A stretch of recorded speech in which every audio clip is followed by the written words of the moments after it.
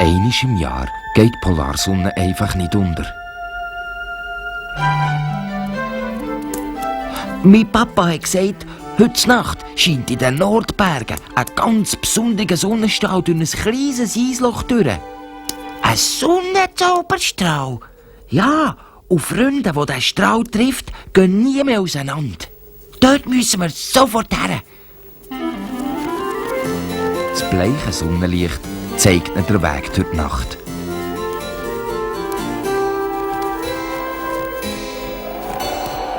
Aber auf einmal ist alles wie verändert. Wolf! Zittert Lena, aber der Lars kennt sich aus. Hab keine Angst. Das Wolfstor ist nur aus Eis und Schnee. Hörst, Lena, Angst hast, nur aus Eis und Schnee. Ich gehe sogar zuerst durch. Viva Wölfli,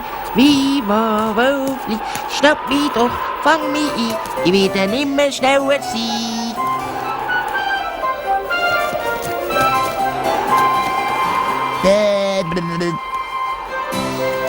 Aber die 3 Freunde sind doch sehr froh, dass das unheimliche Wolfstor hinter ihnen liegt.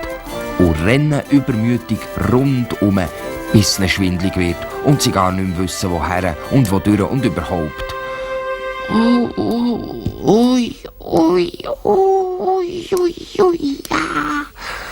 Wodurch geht's jetzt eigentlich? Genau dadurch, sagt der Lars überzeugt. Genau dadurch. Behauptet Lena steif und fest. Da hat das Pieps eine Idee. Der Eiszapfen zeigt wodurch. Das ist Hokuspokus, schimpft Lena. Aber der Lars meint, heute Abend ist alles möglich. Achtung, aufpassen! Ho, ab! Meine Richtung. Nein, meine! Aber der Eiszapfen dreht sich und sucht die allerschwierigste Richtung. Oh, könnten wir nicht einfach aussen rumgehen? Nein, wir müssen dem Eiszapfen folgen, sonst laufen wir direkt ins Unglück. Der Lars denkt an Sonnenzauberstrahl. Das macht ihn bärenstark. Und wie immer können sich die Lena und das Pieps auf den Lars verlassen. Da, der Eiszapfen hat recht, das müssen die Nordberge sein. Aber Vögel versperren uns den Weg. Was? Das schaffen wir schon, macht sich der Lars selber Mut.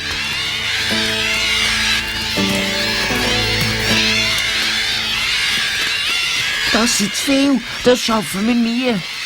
Da fällt dem Pieps ein alter Schneeganstrick ein.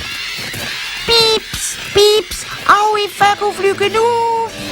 Und wie von Zauberhand steigen die Vögel auf und sind verschwunden. Wir haben es wirklich geschafft. Pieps. Im Inneren der Nordberge ist alles ganz eisig und still. Wie soll da ein Sonnenstrahl reinkommen? Küschelt Lena. Bestimmt durch das Loch da oben, küschelt der Lars zurück. Nur das Pieps piepst ganz laut.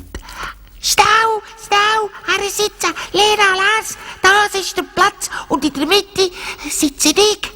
Pieps. Und auf einmal ist der grosse Augenblick da.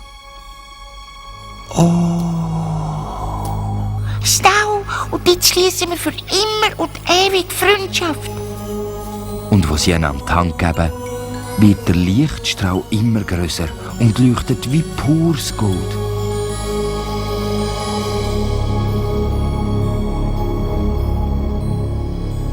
Und dann ist wieder alles vorbei. Habt ihr auch so heiß, so kalt? Nein, aber mich kräuselt jetzt von da bis da. Ich hab's da gespürt, ganz laut. Bum, bum, bum. Das wollte ich hören. Ja so, ich auch. Und noch lang liegen sie zusammen und hören einem kleinen Eisbärenherz zu, das von ewiger Freundschaft klopft.